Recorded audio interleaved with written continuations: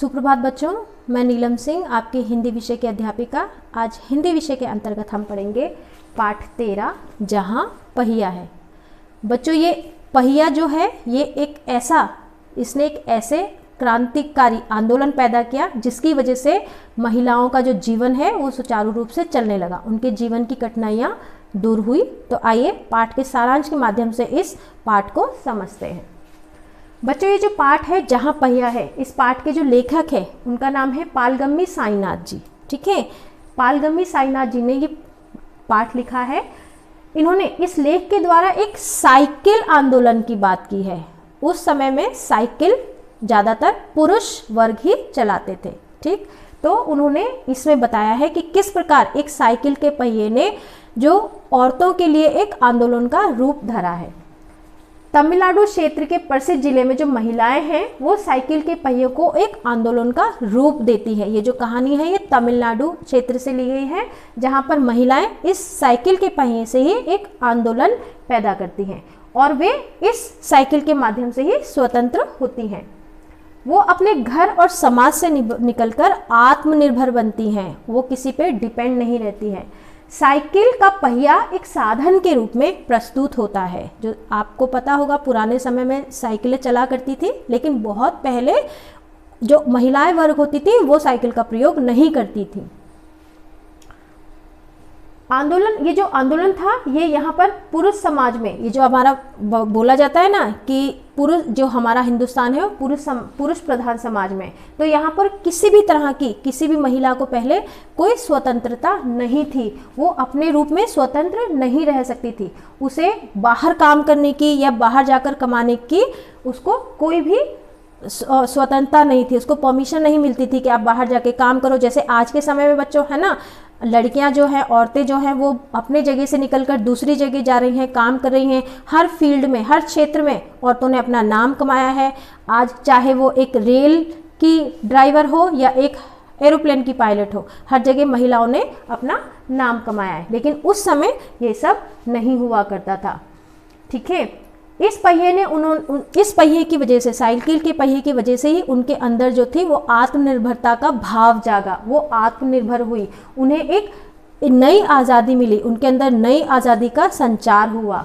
ठीक है, इस लेख में तमिलनाडु के एक गरीब जिले में होने वाले सामाजिक परिवर्तन तथा आंदोलन का वर्णन कर रहे हैं। ये जो पाठ है इसमें बताया गया है कि जो तमिलनाडु क्षेत्र में किस प्रकार से एक आंदोलन हुआ साइकिल के पहिए के माध्यम से, और फिर उस आंदोलन की वजह से ही वहाँ क्षेत्र में औरतों के लिए परिवर्तन हुआ।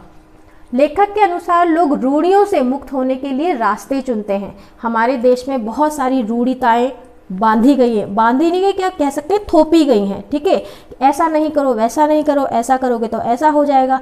क्या हम कभी सोचते नहीं हैं कि ये सारी रूढ़िवादिताएं क्यों हैं? तो हमें वही चीज़ अपनानी चाहिए जिससे हमारा और दूसरों का भला हो, ना कि ऐसी रूढ़ियों को हमें अपने में बांध कर चलना चाहिए जो हमारे उन्नति के रास्ते में भी बाधक बनती हों।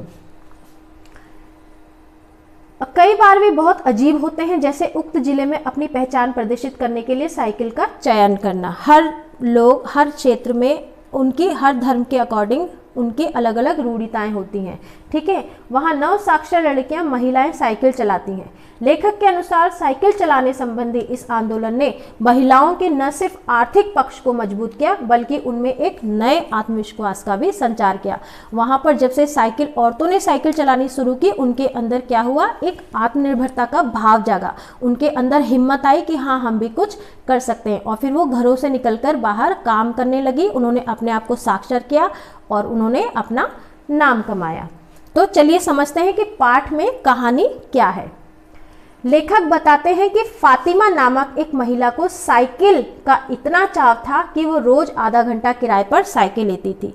बच्चों, हर इंसान की अपनी एक इच्छा होती है, उसके एक शौक होते हैं। किसी को किताबें पढ़ने का शौक होता है, किसी को बागवानी का शौक होता है, किसी को टीवी देखने का शौक होता है। तो इसी प्रकार से जो फातिमा नाम की जो महिला थी, इसको साइकिल चलाने का शौक था। और उन दिनों क्योंकि सबके घरों में साइकिल तो नहीं हुआ करती थी, तो वो क्या करती थी, वो किराए पर साइकिल लेकर उसको आधा घंटा चलाया करती थी।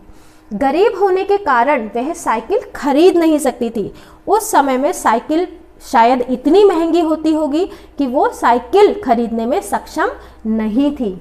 वहाँ लगभग सभी महिलाएं साइकिल चलाती थीं। 1992 में 1992 में अंतर्राष्ट्रीय महिला दिवस पर 1500 महिलाओं ने साइकिल चलाई। कितनी महिलाओं ने? 1500 महिलाओं ने साइकिल चलाई। ठीक है, वह महिलाएं जो पहले पिता या भाई पर आश्रित थी, अब वह आसानी से कहीं भी आ जा सकती थी। जैसे मैंने आपको बताया, पुराने टाइम में औरतों को घर से बाहर निकलने की परमिशन नहीं थी, उनको कोई भी आज्ञा नहीं थी, तो घर के जो मर्द थे वही बाहर का काम करते थे। जैसे अगर आपको बाहर से कुछ मंगाना है तो आप अपने भाई को बोलेंगे या अपने पिताजी को बोलेंगे, तो वही आपको कुछ ला के देते थे, आप स्वयं से नहीं जा सकते थे। तो आप क्या, लेकिन इसमें क्या हुआ, इस आंदोलन से महिलाओं के न सिर्फ आर्थिक पक्ष को मजबूत किया, बल्कि उनमें एक नए आत्मविश्वास का भी संचार हुआ। पुरुष वर्ग को इससे ऐतराज नहीं होना चाहिए, पर यदि होता है तो भी महिलाएं इसकी परवाह नहीं करती।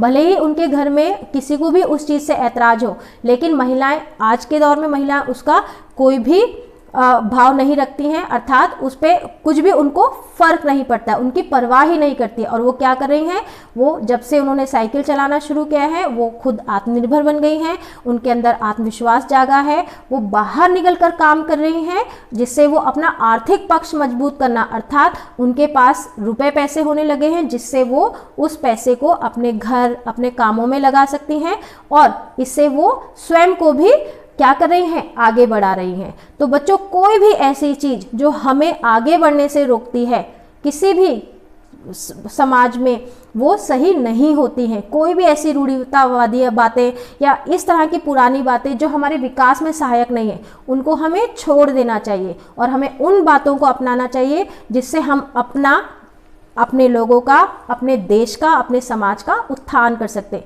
इसी तरह से जो हमारा देश है वो प्रगति करेगा। अब आप सोच के देखिए कि अगर उस समय साइकिल ना चला रही होती तो आज औरतें क्या कुछ कर सकती थी? नहीं। शायद उसने एक पहल की जिसकी वजह से आज लड़कियां ना सिर्फ साइकिल चला रही हैं बल्कि हेलीकॉप्टर भी उड़ा रही हैं। तो आप भी देखिए आपके लिए क्या ज़रूरी है। कोई भी ऐसी बात जो आपको लगता है कि आपके विकास में रोधक है, बाधा है, उसको दूर कीजिए, आगे बढ़िए, जिससे आपके अपनों का, आपका, आपके देश का और आपके समाज का भला हो। थैंक यू बच्चों।